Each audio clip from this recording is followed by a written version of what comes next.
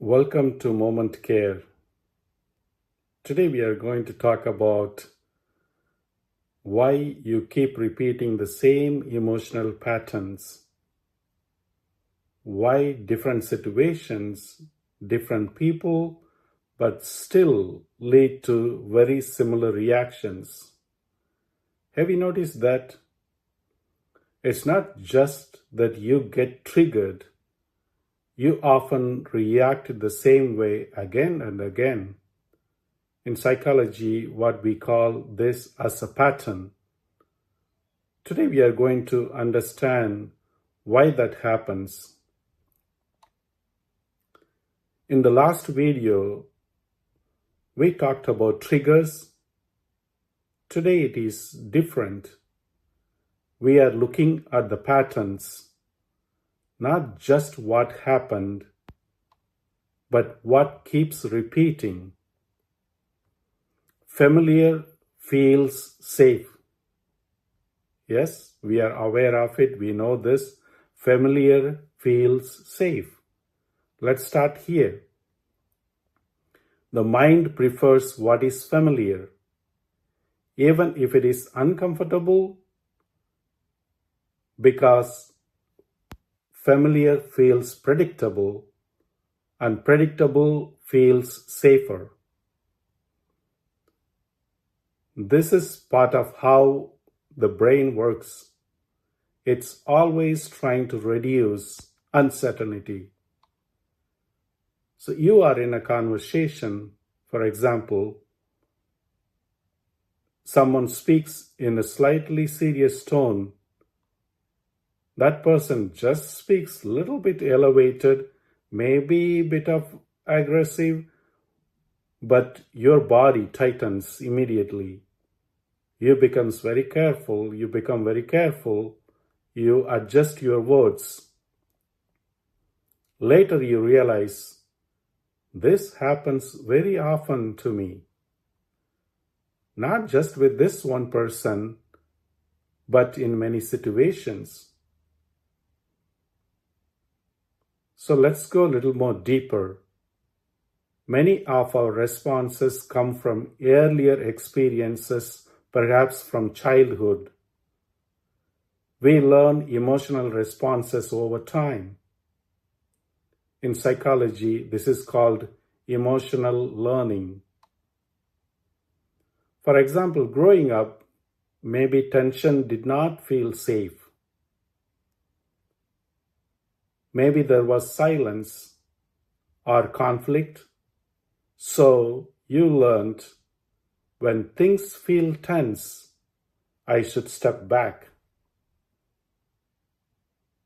This is very familiar. When things feel tense, I should step back.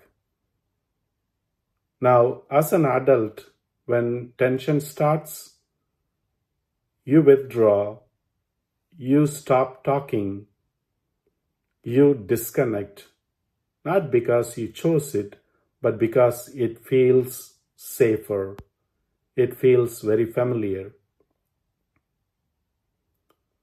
So over time, these reactions become habits. Not just thinking habits, they become emotional habits. These are often automatic responses. They happen so quickly before you fully even think and respond. For some people, this over-explains. Some avoid conversations, some become very quiet, and some become very defensive. These are the patterns that we have developed over time. For example, you are in a group. You have something to say in a group, but you hesitate. You think and say to yourself, it's okay, I will leave it. And then you stay quiet.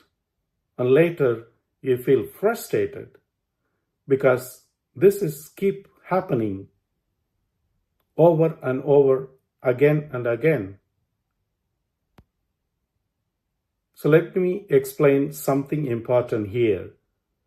Every time you react in the same way, your brain builds a pathway. In simple terms, this is called neural wiring.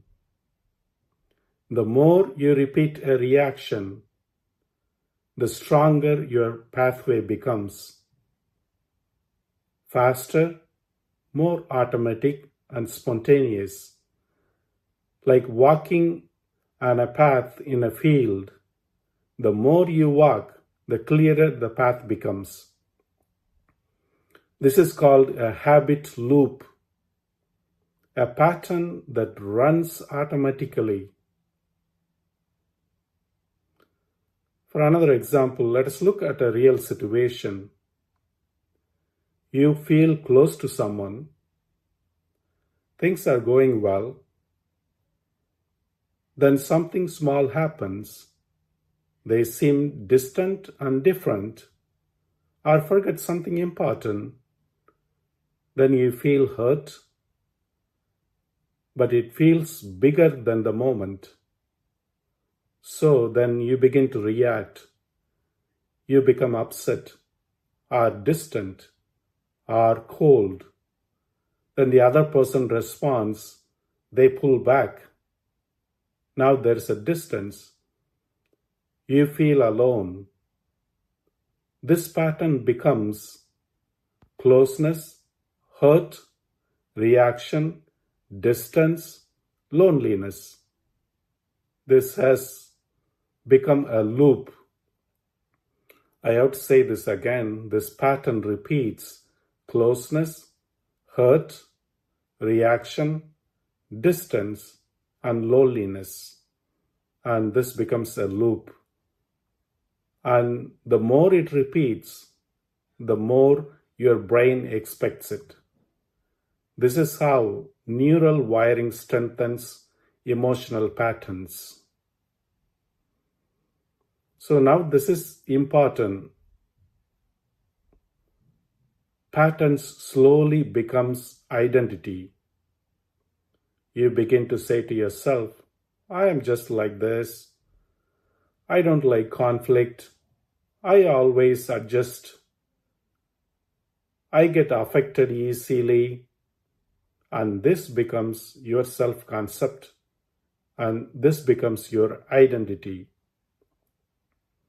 So in relationships, for example, you may become the one who keeps the peace, or the one who adjusts, or the one who does not speak up for oneself. And then over time, this feels like who you are. But this is a pattern that was repeated. So let's bring all of this together. So you are not just reacting to the moment, but you are following a pattern that has developed a learned response, a loop. That's why different situations feel emotionally similar and familiar. What we are not trying to change everything at once. So what can help? As I said, we are not trying to change everything at once. We start small. The first step is to notice. You can say, this feels familiar. I have been here before. This moment is awareness. And awareness interrupts these automatic patterns that we have developed. The second step is slow it down. You feel the urge to react, to respond quickly, and to defend. Instead, you wait just a few seconds. That small gap matters. This shifts you from automatic response to continuous response. a conscious response.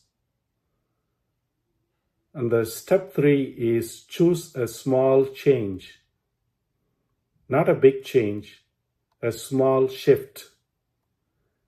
Instead of reacting immediately, you respond differently. Even one sentence, even one pause. That is how new patterns begin. So the next time you notice your reaction, ask yourself, is this only about this moment, or this is something I have felt before?